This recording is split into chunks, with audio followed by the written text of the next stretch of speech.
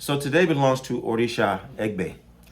And as such, this morning we did our ose, our weekly devotion and veneration to Orisa Egbe. And we're thankful that Egbe accepted our prayers and our offerings.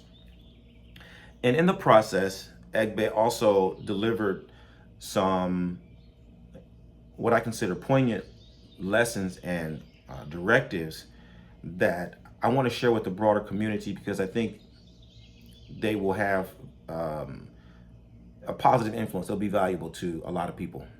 Orisa Egbe is the divinity that governs social and spiritual resources as well as threats. Orisa Egbe is the divinity of your cohort. It's your group. It's your crew. Okay? Your earthly crew as well as your spiritual crew. And the power of your earthly crew is derived from your heavenly crew, because it is in heaven that you made your agreements with your cohort. And it's those agreements that you made with your cohort in heaven that are manifesting and revealing themselves to you here on earth. So your social group, your friendship group, your affinity group is a reflection of what you chose in the heavenly realm, right? And so one of the big, most active ingredients in your Egbe, both earthly and spiritual, is loyalty. Loyalty, loyalty, loyalty, right? Now, sometimes we will measure loyalty by people's ability to stand and fight with us, to stand and support us. There's some kind of problem, there's some kind of conflict, there's some discrepancy. You as an individual are in a weakened position, and then your Egbe swoops in to strengthen you and fortify you. That's one way that we recognize the power of Egbe. Another aspect of Egbe is your Egbe may also help you to compensate for internal threats. Right? So your Egbe will give you feedback. Your Egbe will tell you about yourself. Your Egbe will help reveal yourself to you, because there are always things that other people can see about you that you can't see about yourself. But you desperately need to know these if you're going to be whole, if you're going to have access to all of your abilities, as well as compensate for all of your liabilities. So sometimes your Egbe is helping you to overcome, your demon within, so to speak. And other times the Egbe is helping you overcome the demon without. Right? To oversimplify it. So Egbe is all about how the individual sometimes sacrifices for the benefit of the group, and how the group sometimes sacrifices for the benefit of the individual. Right? And we will measure loyalty based upon those dynamics. Okay? Now, what you need to know about optimizing your Egbe is that your Egbe will also operate and be able to solve problems only at the level of that group. It's if the group hasn't evolved and hasn't experienced certain things, then your group can also be so consumed with the moment that the ways in which they're demonstrating loyalty and the ways in which you're looking for loyalty are contributing to your stagnation. Right? So this is how we look at, in a very simple way, we have our friends in the neighborhood, and all of our friends in the neighborhood, they all work at the factory. They all work at the mill. Right? They're all gangbanging. They're all slanging. You know what I mean? Like, that's what happens in my community. And so the people are advising me, they're supporting me, they're showing loyalty in all these different ways. But everybody's kind of operating at this level. No one can see beyond what we have done in this local environment. This is where your Egbe becomes a challenge to you. And you've got to be able to seek a higher frequency. You've got to be able to seek a vision that transcends anything that the people in your environment have experienced. You've got to be able to align yourself with a future that is more far reaching than what you have done and what anybody in your environment has done, right? This becomes your challenge, because I might be able to see beyond the limitations of your whole peer group. I might be the only person who's advising you about something that goes beyond the next year, the next 5 years, right? I might be looking at you and seeing something that nobody else in your environment can see. And so I'm standing with you in the midst of helping you to overcome external trouble, but I'm standing with you in a way that's going to ensure your long-term success. I'm standing with you. I'm giving you the reality checks. I'm giving you the feedback that is demonstrating loyalty to you, but I'm being loyal to you, your trajectory. I'm not helping you. I'm not being loyal to the limitations of who you are right now. I'm loyal to the person who I know that you can evolve into.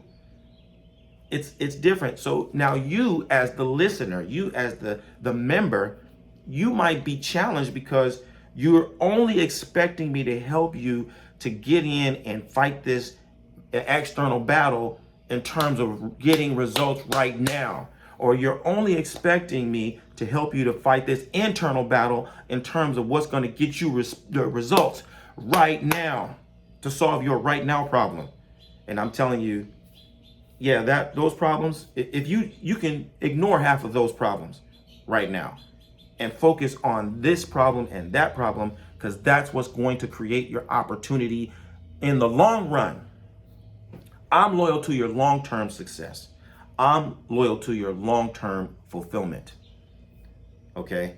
That is the most precious relationship that you can cultivate at a certain stage in your growth.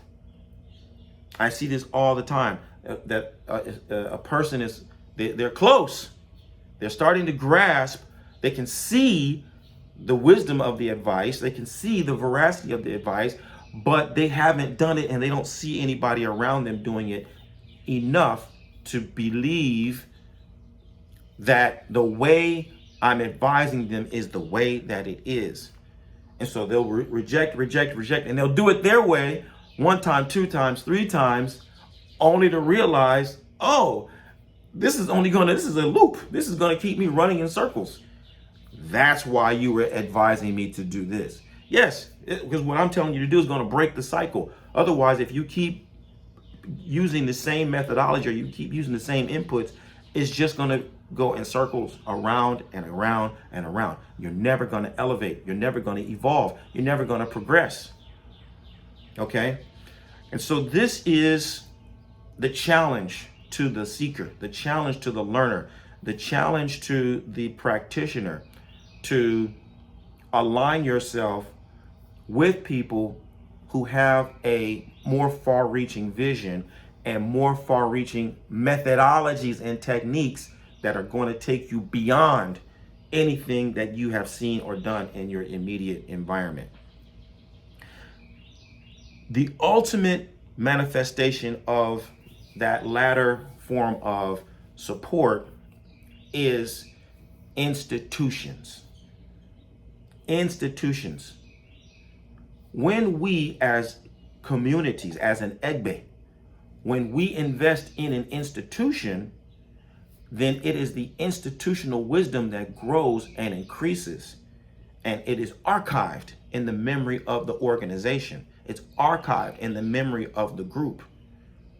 It is documented, if you've done it properly, that this is the policy, this is the procedure, this is the progression from step 1, 2, 3, and 4 that will enable individuals and cohorts to grow and evolve and elevate over time. This is what will allow the institution to grow, evolve, and elevate over time. So the individuals might come and go. They will come and go, right? Ifá tells us that 20 children can't play together for 20 years, right? People will age out, they'll go to different areas, etc. But it's the institution that will retain the knowledge and the experience of all the individuals, okay? So for us who are practitioners today, It's really important that we start to think and operate in terms of institutions, because the institutions are what are going to ensure that the individuals who are coming in today, the individuals who are practicing today, will be able to learn and benefit from the wisdom that is cultivated in our everyday experience right now. So this is how we advise our future generations and create an environment that is conducive to future growth and elevation. This is the impetus behind the establishment of the Orisa Lifestyle Academy. We are here to build an institution that will cultivate institutional wisdom intended to support the African American Orisa community generation after generation after generation.